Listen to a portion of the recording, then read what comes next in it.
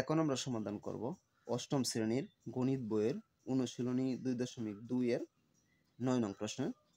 অনুশীলনী 2.2 হচ্ছে চক্রবৃদ্ধি মুনাফা নির্ণয়। এখানে আমাদের 9 নম্বর প্রশ্নটা কি আছে, একই হার মুনাফায় কোনো মূলধনের 1 বছরান্তে চক্রবৃদ্ধি মূলধন 6,500 টাকা ও 2 বছরান্তে চক্রবৃদ্ধি মূলধন 6,760 টাকা হলে মূলধন কত?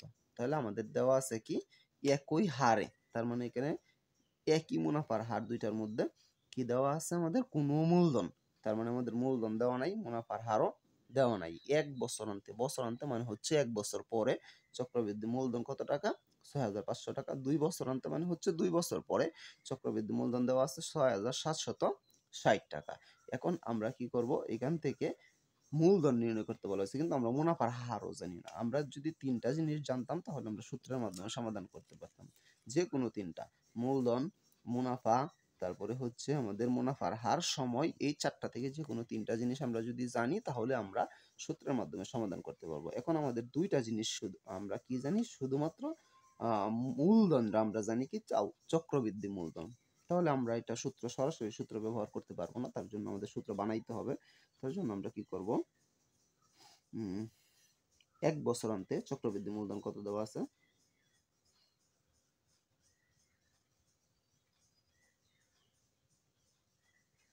এক বছরান্তে চক্র বৃদ্ধি মূলধন। 1 বছরান্তে চক্রবৃদ্ধি মূলধনের আমরা প্রথমে সূত্র দেব। চক্রবৃদ্ধি মূলধনের সূত্রটা আমরা কি জানি, চক্রবৃদ্ধি মূলধনের সূত্র P × 1 + R পাওয়ার n, P × 1 + R পাওয়ার n সমান কত আছে আমাদের, 6,500 টাকা। এখন আমরা শুধু n এর মান জানি, কয় বছর, 1 বছর।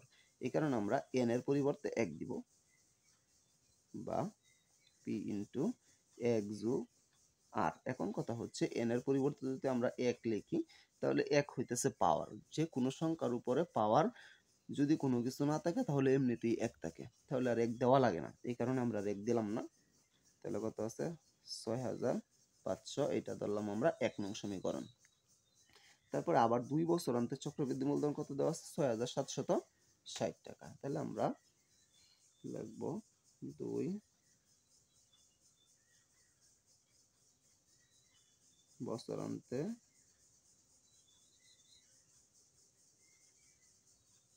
চক্রবৃদ্ধি মূলধন। এই সূত্র একই, সূত্র কি আছে, P × 1 + R পাওয়ার n সমান কত আছে, 6,760, 6,760 আমরা দিলাম। এখন আবার আমরা n এর মান জানি কত বছর, 2 বছর, সেই কারণে আমরা n এর পরিবর্তে কত বসাবো, 2 বসাবো। সুতরাং P × 1 + R পাওয়ার n এর উপরে কত, 2 সমান কত আছে, 6,760, বা P × 1 + R × 1 + R সমান 6,760। এখন আমরা এটা কেন করলাম, আমরা জানি কি কোন সংখ্যার উপরে পাওয়ার যদি 2 থাকে তাহলে এই সংখ্যাকে 2 বার গুণ করতে হয়। তাহলে 1 + R এর উপর পাওয়ার কত আছে, 2, এই কারণে 1 + R কে আমরা 2 বার গুণ করলাম, ব্র্যাকেট মানে এই গুণ। তাহলে এটা আমরা দিলাম কত নং, 2 নং। এখন আমাদের যদি চক্রবৃদ্ধি মূলধনের মধ্যে বা চক্রবৃদ্ধি মুনাফা বা চক্রবৃদ্ধি মুনাফার হার যাই নির্ণয় করি, চক্রবৃদ্ধির অঙ্কের মাঝে যদি আমাদের এরকম দুইটা নং হয়, 1 নং 2 নং, তাহলে অবশ্যই আমাদের 2 নং থেকে 1 নং, 2 নংকে 1 নং দ্বারা ভাগ করতে হবে। তাহলে আমরা 2 নং ভাগ 1 নং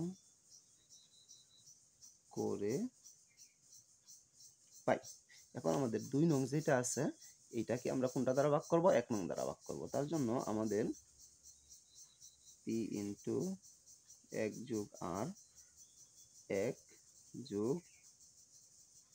R দিলাম আমরা, তারপর এই যে ভাগ চিহ্ন দিলাম, আর প্রথমটাতে আমাদের কি আছে, P × 1 + R সমানের পরে 6,760 60, নিচে কত আছে 6500। এখন আমরা কি করলাম, 2 নংয়ের সমানের বাম পাশে যেটা আছে এটা উপরে লিখলাম, 1 নংয়ের সমানের বাম পাশে যেটা আছে এটা নিচে লিখলাম, আবার 2 নংয়ের ডান পাশে যেটা আছে এটা উপরে লিখলাম, 1 নংয়ের ডান পাশে যেটা আছে এটা কই লিখলাম, নিচে লিখলাম। আচ্ছা, এখন আমাদের এটা কাটাকাটি করতে হবে, উপরে একটা পি নিচে একটা পি কাটা, উপরে 1 যোগ আর একটা, নিচে 1 যোগ আর একটা কাটা। এখন আমাদের এখানে কি থাকতেছে, বা 1 যোগ আর এটা আছে সমান আমাদের কি আছে, উপরে আছে 6760, নিচে আছে 6500। এখন এইটাকে যদি আমরা এটা দ্বারা ভাগ করি তাহলে আমাদের কত হয়, এটা যদি আমরা ক্যালকুলেটরের সাহায্যে ভাগ করি তাহলে 1 দশমিক আমাদের হয় 0.4। তাহলে আমরা কি পেলাম, 1 যোগ আর সমান 1.04, এটা আমরা পেলাম। এখন এইটা আমরা যে কোনো একটা সমীকরণে বসে আমাদের যে পি এর মানটা আছে, পি তো আমাদের মূলধন নির্ণয় করতে বলা হয়েছে, তাহলে আমরা মূলধনের মানটা নির্ণয় করতে পারবো। তাহলে আমরা সুতরাং 1 যোগ আর এর মান 1 নং এ বসিয়ে পাই। আমরা 1 নং এ কেন বসাইলাম, 2 নং এ কেন বসাইলাম না? আমরা 1 নং এর বসানোর কারণটা হচ্ছে 1 নংটা ছোট, 2 নংটা বড়। তাহলে আমরা ছোটটা সমাধান করব, বড়টা আমরা কেন সমাধান করব? বড়টা সমাধান করতে সময় বেশি দরকার। তাহলে আমরা এখন 1 নং এ বসাবো। সুতরাং আমাদের 1 নং সমীকরণটা কি আছে? আমাদের 1 নং সমীকরণটা আছে পি ইন্টু 1 যোগ আর সমান কত আছে 6500। এটা আবার আমরা এখানে লিখে দিব, কি আছে আমাদের পি ইন্টু 1 যোগ আর সমান 6500। এটা আমরা কি লিখলাম, 1 নং সমীকরণটা। এখন আমাদের বা পি যা আছে তাই 1 যোগ আর এর মান আমরা এখানে কত পেয়েছি, 1.04, কি আকারে আছে, গুণ আকারে। তাহলে গুণ 1.04 সমান কত আছে 6500 লিখলাম। বা এখন এই পি যা আছে তাই থাকলো, এই 1.04 এটা যে আছে এটা কি আছে, পির সাথে গুণ আকারে আছে। সমানের বাম পাশে যদি গুণ থাকে তাহলে সমানের ডান পাশে নিলে কি হয়, অবশ্যই এটা ভাগ হয়ে যাবে। তাহলে আমরা সমান 6500 নিচে 1.04।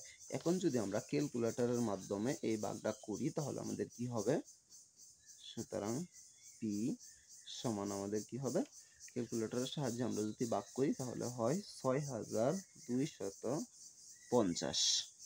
তাহলে পি আমাদের কি ছিল, পি সব সময় আমাদের মূলধন অথবা আসল। তাহলে সুতরাং আমাদের মূলধনটা নির্ণয় করতে বলা হয়েছিল, আসল বা মূলধন পি সমান কত আছে 6250 টাকা। এটাই হচ্ছে আমাদের উত্তর। আমি আর একটু বলি কিভাবে আমরা সমাধান করেছি।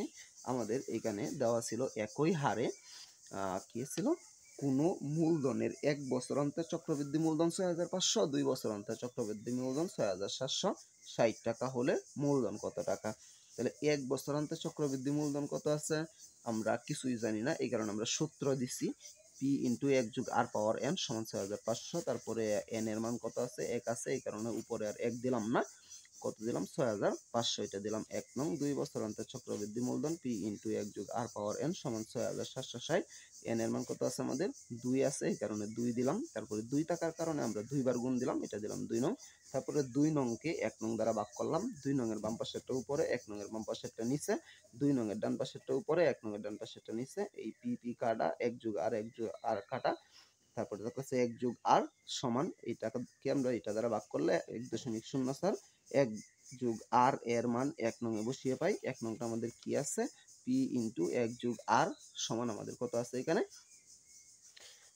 6500, এটা দিলাম আমরা। এই যে এখানে আবার পি ইন্টু 1 যোগ আর সমান 6500, পি যা আছে তাই 1 যোগ আর এর মান আমরা এদিকে পেয়েছিলাম কত 1.04, এটা আমরা এখানে পি 1 যোগ আর এর পরিবর্তে পির সাথে গুণ দিয়ে দিলাম 6500 যা আছে তাই, পির সাথে 1.04 গুণ আছে, সমানের বাম পাশে ডান পাশে গেলে কি হবে ভাগ।